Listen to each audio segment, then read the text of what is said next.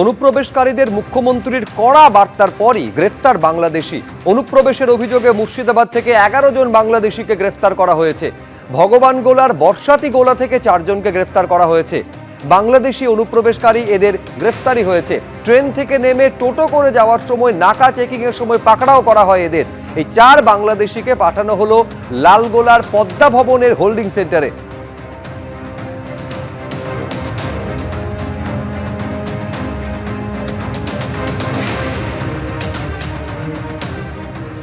অবৈধভাবে ভারতে প্রবেশ, পলাশীপাড়ায় গ্রেফতার বাংলাদেশি।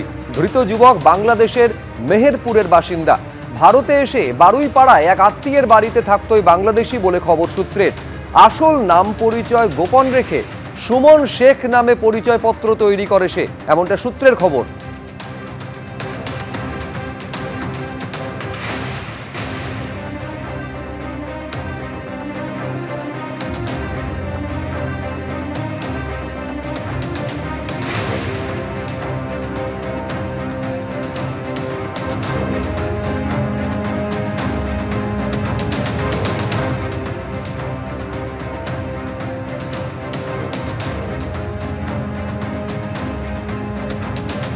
অনুপ্রবেশে জিরো টলারেন্স, বাংলাদেশ সীমান্তে বাড়ছে ভিড়।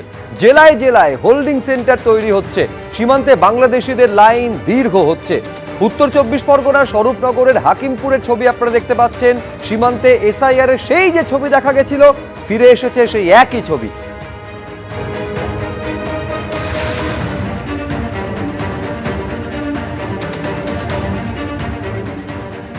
এই মুহূর্তে রয়েছে হাকিমপুর সীমান্তে। গত কয়েকদিন ধরে নতুন বিজেপি সরকার যে রাজ্যে প্রতিষ্ঠিত হয়েছে এবং তাদের তরফ থেকে স্পষ্ট জানিয়ে দেওয়া হয়েছে কোনো অনুপ্রবেশকারী স্থান নেই এই রাজ্যে। এবং আমরা দেখতে পাচ্ছি গত কয়েকদিনের মতো দিনভর অপেক্ষার পর বাংলাদেশি নাগরিকরা তারা দেশে ফেরার জন্য লাইনে দাঁড়িয়েছেন। আপনারা কতক্ষণ অপেক্ষা করছেন? অনেক সময়। এখন কোথায় যাবেন? দিনভর অপেক্ষার পর এই মুহূর্তে আমরা দেখতে পাচ্ছি বাংলাদেশি নাগরিক তারা এই দেশে ছিলেন এবং অনুপ্রবেশ করেছিলেন।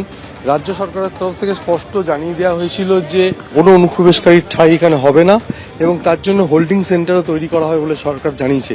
আর ঠিক সেই সময় অনুপ্রবেশকারীরা তারা স্বরূপনগরের হাকিমপুর সীমান্তে এসে জড়ো হচ্ছেন এবং ঘুরপথে অর্থাৎ চোরা পথে বাংলাদেশ থেকে ভারতে এসে বেশ কয়েক বছর এখানে বসবাস করেছেন। তাদের কোনো নথিপত্র ছিল না, বেআইনিভাবে অনুপ্রবেশ করেছিলেন।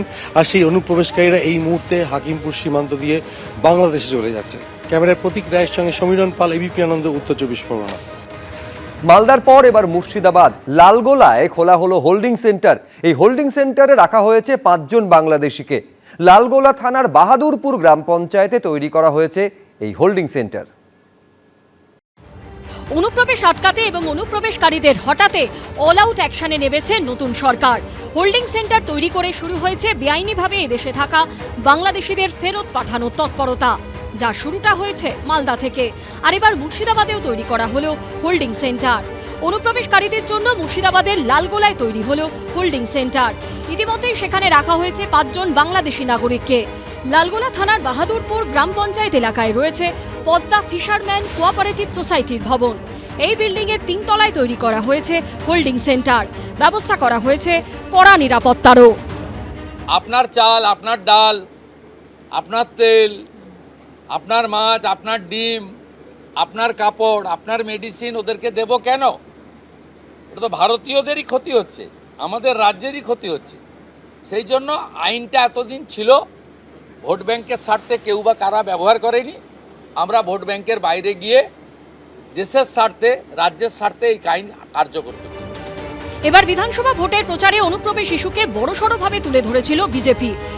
সঠিক এসআইআর হলে গত 10-12 বছরে বাংলাদেশের মুসলমান যেভাবে ঢুকেছে, কাঁটাতারের মেড়া না থাকার ফলে, তাতে 1 কোটিরও বেশি নাম বাদ যাওয়া উচিত। ভোটে জিতে সরকার তৈরি করার পর অনুপ্রবেশকারীদের ফেরত পাঠানো নিয়ে তৎপর হয়েছেন শুভেন্দু অধিকারী। বিএসএফ তারা বিডিআর এর সঙ্গে কথা বলে তাদেরকে ডিপোর্ট করার ব্যবস্থা করবে, অর্থাৎ ডিটেক্ট, ডিলিট, এবারে ডিপোর্ট। ইতিমধ্যেই স্বরাষ্ট্র দপ্তরের তরফে নির্দেশ দেওয়া হয়েছে আটক বিদেশি নাগরিক বা ডিপোর্টেশনের অপেক্ষায় মুক্তিপ্রাপ্ত বিদেশি নাগরিকদের জন্য জেলায় জেলায় হোল্ডিং সেন্টার তৈরি করতে।